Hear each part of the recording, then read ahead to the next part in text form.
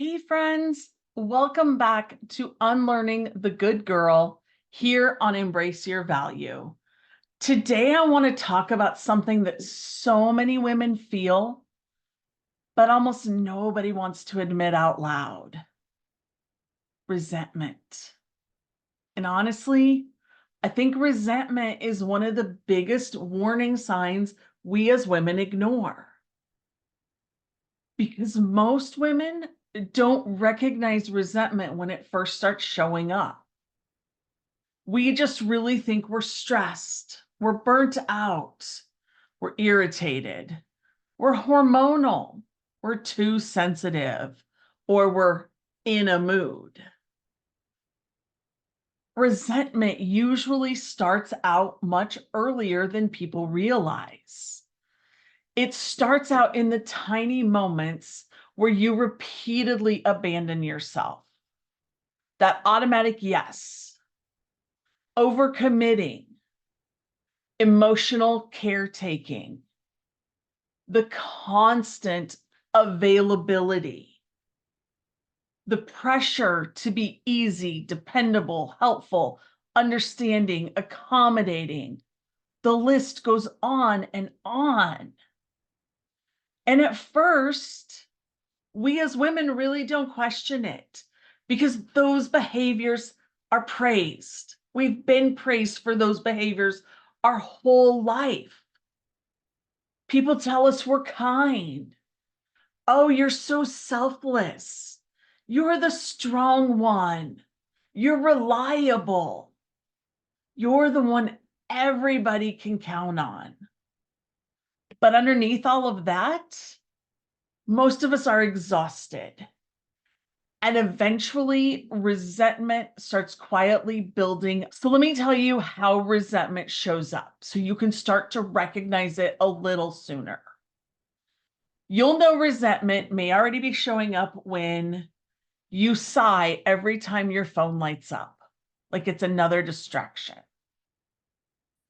You feel irritated before someone even finishes asking for something. You're just annoyed. They're asking me for one more thing. Pay attention.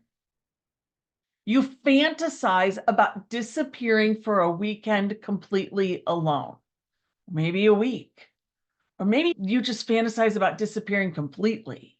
I've been there, I've done it. That's living in resentment.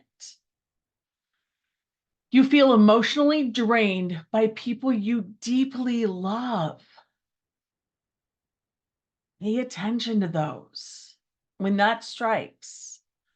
Or you keep saying, it's fine, while your body is screaming, it's not. I need something. I need more. I need to speak up. Those are the things you notice. When you start noticing those things, it's time to evaluate what's really going on underneath all of that. How are you really feeling? And honestly, I remember one moment so clearly. I had finally sat down after a really long day. I was exhausted, emotionally, I was emotionally spent, mentally done. And the second that notification went off that I had a message, I felt instant irritation. This wasn't a little annoyance. This was like full body irritation. I wanted to pick the phone up and throw it against the wall. Not because I didn't want to talk to that person, but because I didn't want to talk to anyone. I didn't want to hear from anyone. I didn't want anyone to be in my space and my energy. I mean, I loved this person. I was excited normally when this person showed up. They hadn't done anything wrong. But in that moment, my nervous system reacted like one more need from another person was simply too much. And that moment made me start realizing that I wasn't angry with them. They didn't know I was emotionally spent. They had no idea. But I was exhausted from constantly overriding myself. That's the part most of us miss. Resentment is often less about the people around you and more about how disconnected you've become from yourself.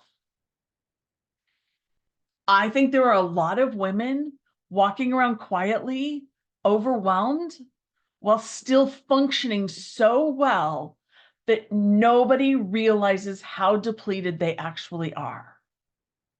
Because they're still showing up, they're still helping, they're still answering texts, they're still handling responsibilities, they're still being the dependable one.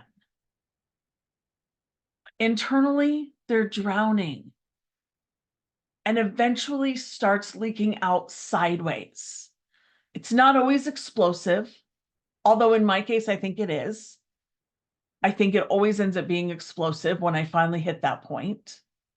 But sometimes resentment can look like emotionally withdrawing, avoiding texts and phone calls, feeling trapped, snapping at people you love, feeling numb, or secretly hoping nobody asks anything else from you for the rest of the day. And for you, if you are starting to see this in yourself, one of the biggest signs that you have started to live in resentment is you stop having the ability to care if you do anything for yourself. Because everybody else needs something, you stop taking care of yourself. That is self-abandonment. That is what we're talking about here. And I'm very passionate about this because I've lived it for so long. I'm still struggling with it. I work on it on a daily basis because I don't ever want to get back to that feeling where I don't want to do anything, not only for myself then, but I finally got to a point where I didn't want to do anything for anyone. I didn't want to see anyone. I didn't want to talk to anyone. I wanted to hermit 24/7. And I didn't care at that point if I ever came out of it. I'm a very social person. I don't like to hermit all the time. I need people. I also need space. I need quiet. I need restoration. But I need people just as much. When I got to that point where I didn't want to be around anyone, I was scared. I didn't know what was going on. I didn't understand. I wasn't immersed in this like I am now. So now I get it. And I have had clients this way. I worked with a woman once who told me she started hiding in her bathroom for 10 minutes at a time just to avoid hearing the word mom one more time. And at the moment she admitted that out loud, she burst into tears. Not because she didn't love her family, because she realized how emotionally overwhelmed she had become while convincing herself she just couldn't keep handling it. That's what many of us women do. We normalize emotional exhaustion. And then we judge ourselves for struggling underneath the weight of it. I remember another season in my life when I noticed I was irritated constantly. Tiny things bothered me. People needing things from me annoyed me. I felt emotionally exhausted all the time. And honestly, I judged myself for it. I thought, what's wrong with me? Why am I so irritated? Why can't I just be more grateful? But eventually I realized something that changed the way I understood myself completely. I wasn't angry because I was a bad person. I was resentful because I had stopped listening to myself. I had become so focused on being dependable and emotionally available that I was no longer asking myself, what do I need? What do I actually want? What's sustainable for me right now? What can I give?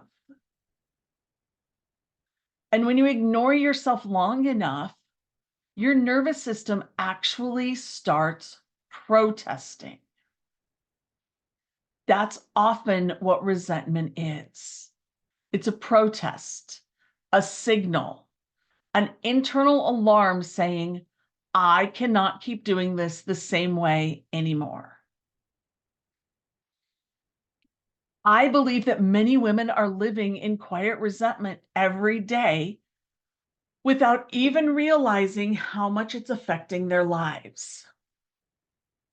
Because resentment doesn't just affect your mood, it affects your relationships, your nervous system, your patience, your health, your ability to feel joy, your intimacy, your energy, and your connection with yourself. And here's another thing. Many women think resentment means they need better time management, more patience, or a better attitude. But often resentment is just the result of repeatedly abandoning yourself while calling it love. That's the pattern you interrupt. Because somewhere along the way, we learned loving means overgiving. Loving means being needed. Being needed equals worth. Rest must be earned. And disappointing people is dangerous. So they override themselves constantly. And after enough years of doing that, resentment becomes inevitable. Especially if your identity has been built around being the helper, the fixer, the peacekeeper, the emotionally responsible one. Because when your identity is built around being needed, choosing yourself actually feels unsafe at first. Your nervous system doesn't think that you should do that. Your brain is telling your body, hey, wait, we've never done this and survived because we've never done it. We've always been the helper, the person that everybody relies on. So if we put ourselves first and we don't allow other people to come in, we might die. It's what your brain says. You might not understand that, but that's the psychology going on behind it. And when you do it and you survive it and you start thriving, your brain's going to go, oh, we can do that differently next time. We can do it and not feel quite as bad. And then when we do it again, it gets less worse and we have less guilt. And eventually we have overridden that other belief that we have to be the helper. Now, this doesn't mean that we can't still help people, because we absolutely can. But we get to do it when we have the capacity, when we have the energy, when we are ready to do it, and when we truly want to do it. This is deep conditioning. This is how you make those shifts. Not just by saying affirmations, and I believe in affirmations, but this is how you do it. You start overriding it. You sit in that discomfort of guilt and you start to figure out what you want, what you desire, how you're going to do it. Because when a woman understands that piece,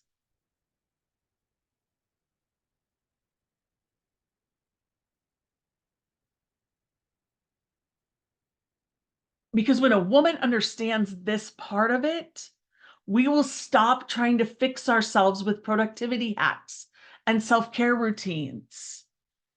We will start to prioritize ourselves and shift that belief that's running underneath everything.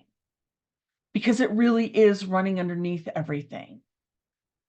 That's why this awareness matters so much. Because you can't change a pattern you keep normalizing. Sometimes resentment is the very thing that finally wakes us up to the reality that we've been disappearing inside everyone else's expectations. Not because we meant to, but because it happened slowly over time. One yes at a time, one overextension at a time, one swallowed feeling at a time. So if you're listening to this right now and something inside you feels deeply seen, I want you to pause and ask yourself honestly, where in my life am I consistently overriding myself? Where have I convinced myself it's fine when it actually isn't? And what is my resentment trying to tell me? Those questions matter. And if you're struggling with those questions, I invite you to download my reflection guide, Where Am I Abandoning Myself? It walks you through the emotional patterns we've been talking about in this series and helps you begin reconnecting with yourself again in small, honest ways. You can grab it at www.thankfulheartscoaching.com/choose you. And if you're realizing that these patterns run deeper than you thought and you want support untangling them, I offer private Choose You sessions. These are gentle but honest 30-minute conversations where we explore where you might be abandoning yourself, what emotional patterns are keeping you stuck, and what choosing yourself could begin to look like in real life. You can learn all about those in the guide as well. It's all in there. And if this episode made you think of another woman who's quietly carrying too much, send it to her. Because so many women are walking around emotionally exhausted while convincing themselves they just need to try harder. And if you're listening to this on Apple or Spotify, please give us 5 stars.